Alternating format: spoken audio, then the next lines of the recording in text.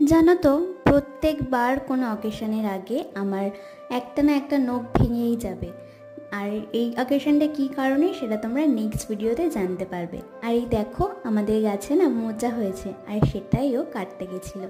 তোমাদের মোচা কার কার ফেভারিট আমাকে অবশ্যই কমেন্ট করে জানিও। আমার তো মোচা খেতে খুবই ভালো লাগে, বিশেষ করে মোচার চপটা আমার আর ওর আমাদের দুজনেরই ফেভারিট।